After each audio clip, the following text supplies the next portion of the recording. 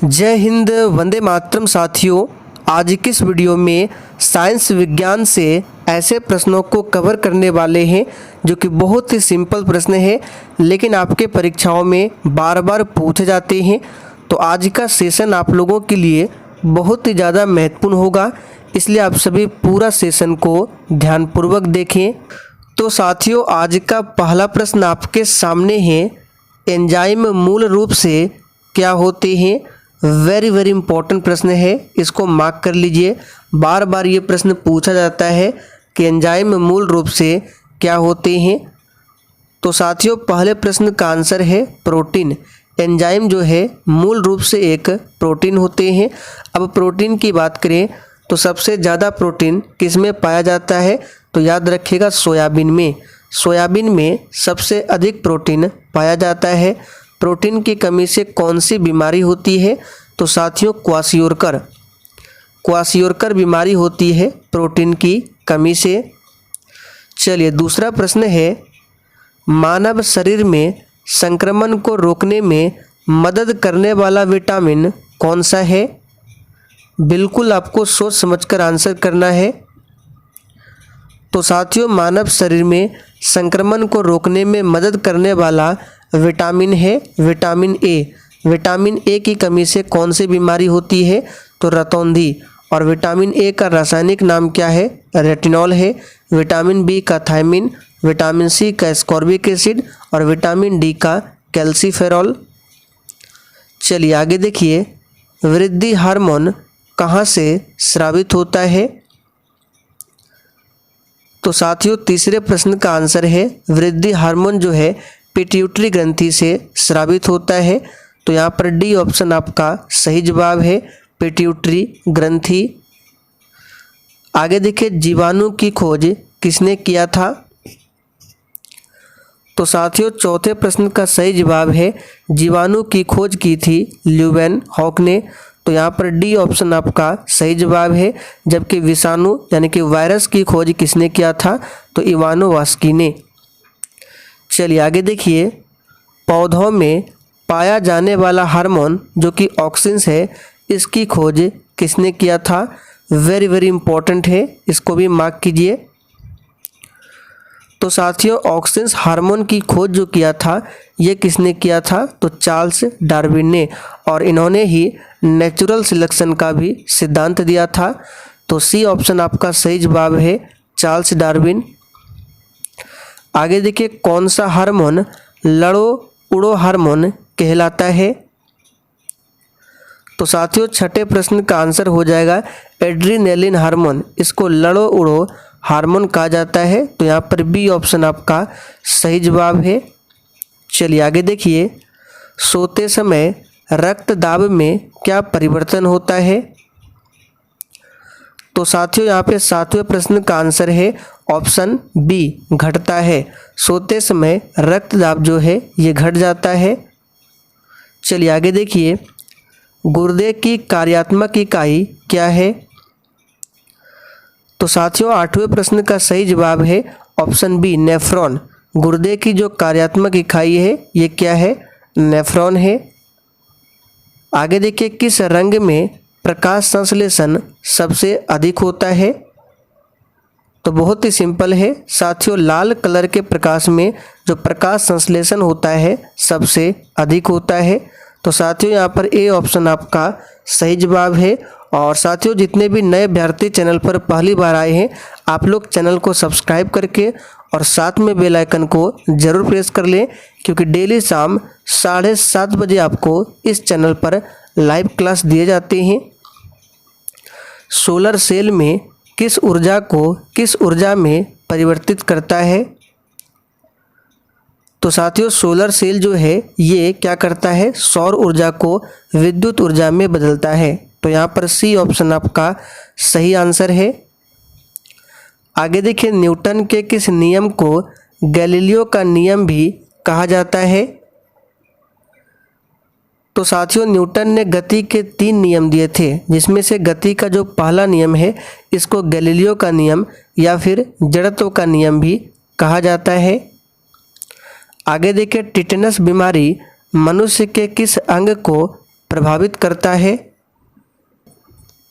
चलिए आगे देखिए, मानव शरीर में कुल कितनी हड्डियां होती है? चलिए आंसर बताएंगे फटाफट से। मानव शरीर में कुल कितनी हड्डियां होती है? तो साथियों यहाँ पर सही जवाब क्या हो जाएगा? बी ऑप्शन, मानव शरीर में कुल 206 हड्डियां होती है, ध्यान रखेंगे। चलिए आगे देखिए, नवजात शिशु में हड्डियों की संख्या लगभग कितनी होती है? देखिए मानव शरीर की बात करें तो 206 हड्डी, लेकिन नवजात शिशु में हड्डियों की संख्या 300 होती है। यहाँ पर सी ऑप्शन आपका सही आंसर है। मनुष्य के शरीर में पसलियों के कितने जोड़े होते हैं? वेरी वेरी इंपॉर्टेंट प्रश्न है, मार्क कर लीजिए। तो साथियों मनुष्य के शरीर में पसलियों की संख्या 24 होती है और जोड़ा पूछे तो 12 जोड़े होते हैं। आगे देखिए, शरीर की सर्वाधिक प्रबल अस्थि कौन सी होती है? तो प्यारे साथियों, शरीर की सर्वाधिक जो प्रबल अस्थि होती है ये होती है कहाँ पर? जबड़े में। और उस अस्थि का नाम क्या है? तो मैंडिबल।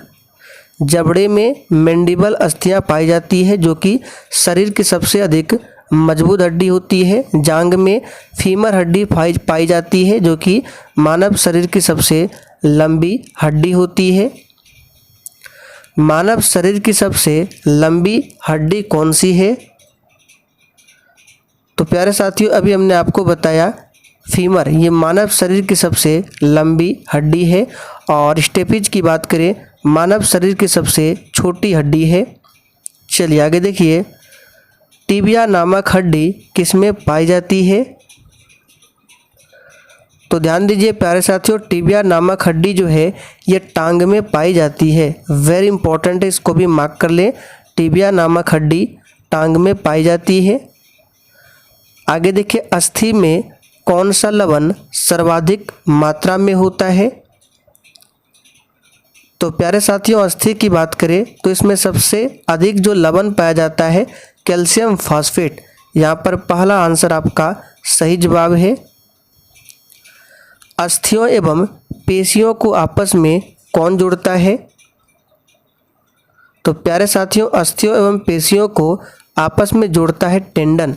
यहाँ पर बी ऑप्शन आपका सही जवाब है, टेंडन। और अस्थियों का अध्ययन क्या कहलाता है? तो ऑस्टियोलॉजी।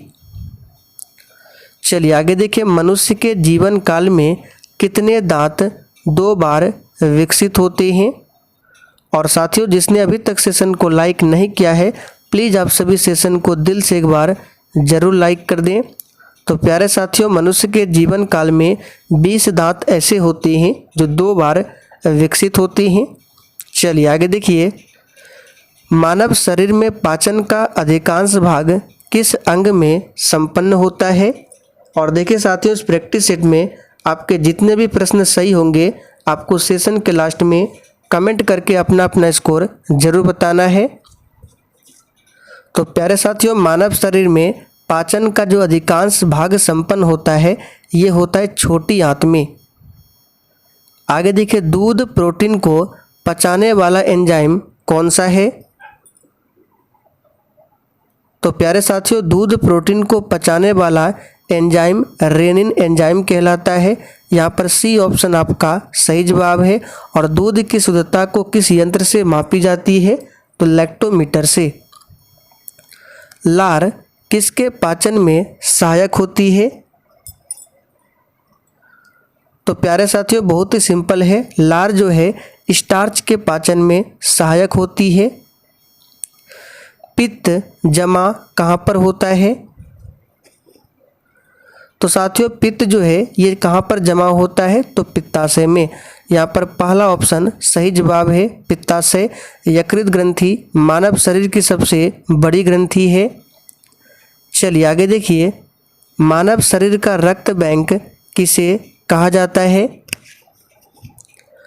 तो प्यारे साथियों मानव शरीर का रक्त बैंक जो है प्लीहा या फिर तिल्ली कहा जाता है, ध्यान रखेंगे। चलिए आगे देखिए, जीवन की मूलभूत इकाई क्या है? तो प्यारे साथियों, जीवन की जो मूलभूत इकाई होती है ये क्या होती है? यहाँ पर सही जवाब क्या हो जाएगा? तो याद रखिएगा कोशिका। जीवन की मूलभूत इकाई क्या होती है? तो याद रखिएगा कोशिका जो है जीवन की मूलभूत इकाई है। आगे देखिए, सूर्य की ऊर्जा किस माध्यम से उत्पन्न होती है? तो बहुत ही सिंपल प्रश्न है। सूर्य की ऊर्जा जो है ये नाभिकीय संलयन के माध्यम से उत्पन्न होती है। एक हाइड्रोजन एटम में कितने न्यूट्रॉन होते हैं?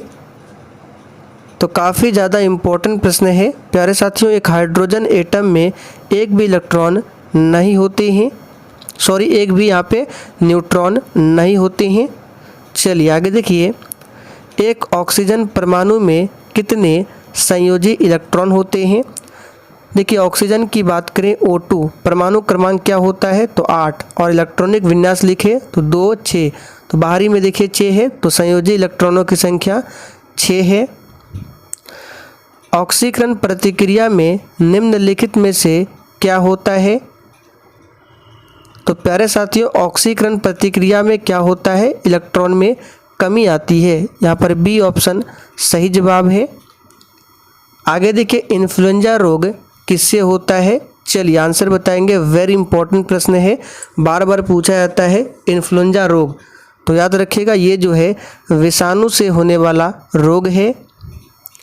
जल में घुलनशील विटामिन कौन से है? तो देखिए साथियों, 2 विटामिन ऐसे हैं जो जल में घुलनशील होते हैं, विटामिन बी और विटामिन सी। तो देखिए ऑप्शन बी में दिया हुआ है विटामिन सी। बचे विटामिन ए, डी, ई और के, ये वसा में घुलनशील होते हैं। निम्न में से कौन वायुमंडल के ओजोन परत की मोटाई नापने की इकाई है? तो ये इकाई का नाम है डाप्सन। निम्न में से कौन टमाटर के लाल रंग के लिए उत्तरदायी है?